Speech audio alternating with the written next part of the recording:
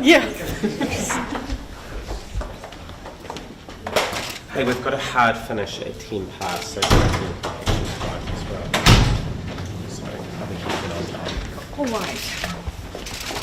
Hey, thanks for joining us, everyone. Firstly, I'll just give you a little bit of an update on the process that we're going to be used whilst we are responding to COVID-19 in New Zealand. As ministers, we of course meet at Cabinet on Mondays, but we will also now be meeting regularly as a Cabinet committee on Wednesday specifically to discuss our response to COVID-19. That does not remove the ability for us to meet as required wherever we are in the country as health officials require it. We did that last Thursday at 9 p.m. when we discussed potentially further travel restrictions for New Zealand at our borders. And again, we reiterated again to the Ministry of Health today and the Director General at any point that health officials have advice that we need to extend our border restrictions or self-isolation requirements, they are to bring ministers with power to act together immediately for us to consider that advice no matter what time of day. As I said, we've done that once before already. Today we had ministers present. I've outlined those already, but we also had MPI, we had MB, Treasury, State Services Commission, DPMC, Health, Education, Customs, and my Chief Science Advisor, all there providing advice and support to the committee so we can make rapid decisions and so that we can commission additional work.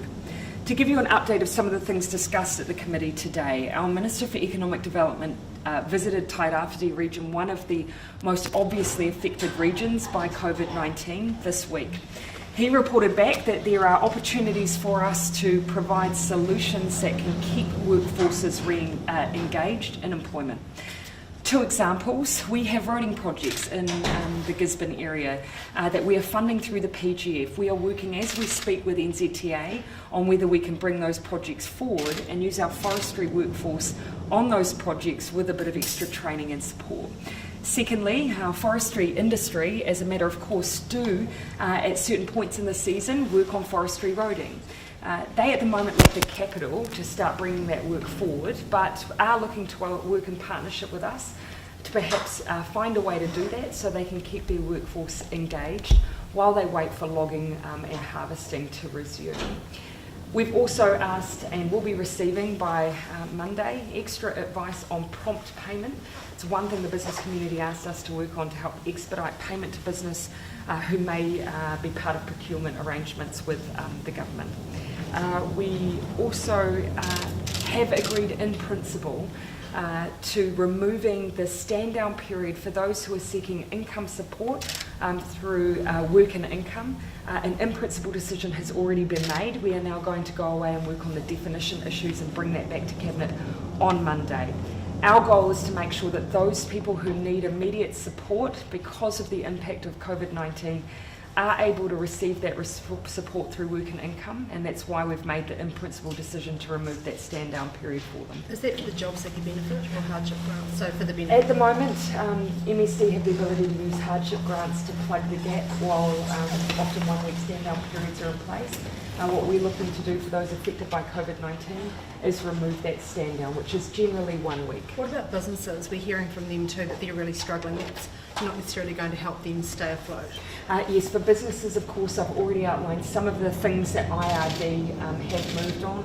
Of course, they are being flexible on recalculating provisional tax for business. We've also asked them for a bit of extra advice on some of the mechanisms they use during, for instance, Havelock North, when they had a considerable number of businesses affected by significant illness, to look at some of the emergency provisions they have there. So waiting to get advice from IRD on that next week. Is there a contingency though for cash or extra money if it gets desperate for these companies, that those sorts of things are just not going to be enough? Well, some of that doesn't affect immediate cash flow, and also some of the hardship provisions that IRD have will certainly help. But beyond that, we're looking to find specific parts of our economy, businesses, where we know that impacts are experienced now, where we can find solutions to keep the cash flow coming for them and their workforce engaged. Do you have?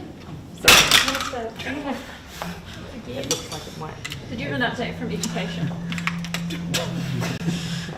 I'll wait for you to be.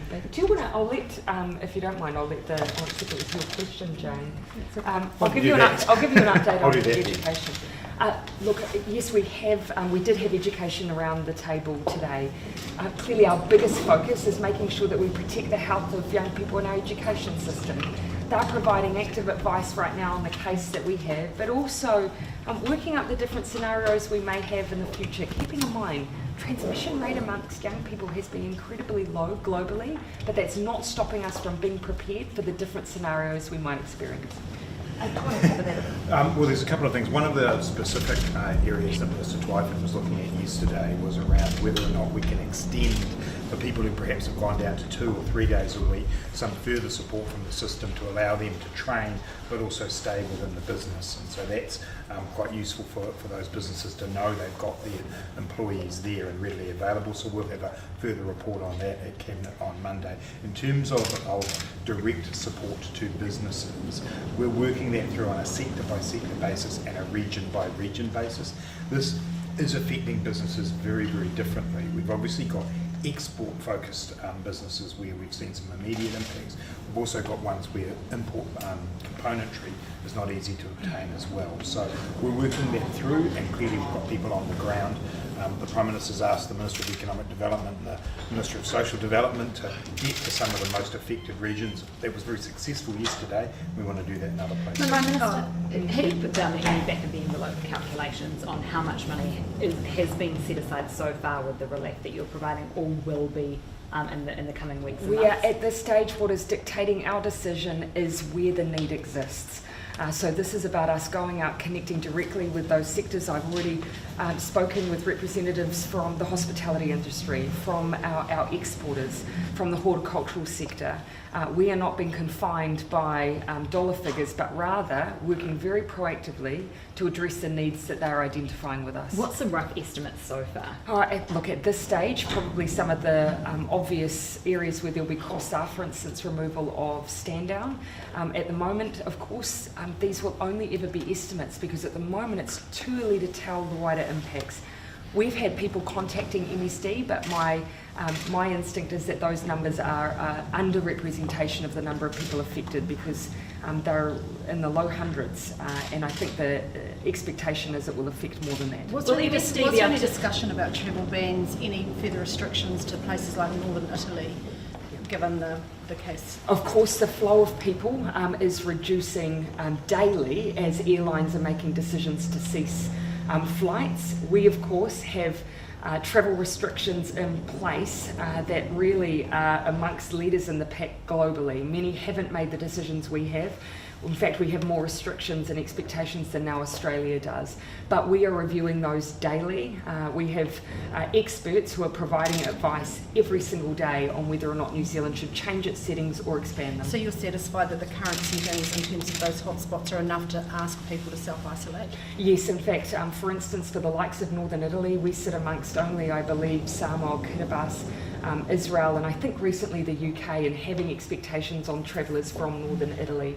We made that decision in the best interest of people's public health, but it has put us amongst a small group of countries. Economists are calling for more fiscal stimulus. Could you please explain why you aren't taking an approach to get ahead of the curve and start doing that now, perhaps even preemptively? Well, we are. That's the exact work that we're doing now. Yeah. So we've had these immediate responses that you know about, but we're doing the work now to identify what further fiscal stimulus would be required. I think it's really important we do this in a measured way. We've got to make sure that anything we do actually gets to the people who need it, that actually solves the problem that we've got and is sustainable. I listened to the words of a number of economists today as well who were also calling for that, Stephen Topless, for example, and what he wrote. So we are doing that work.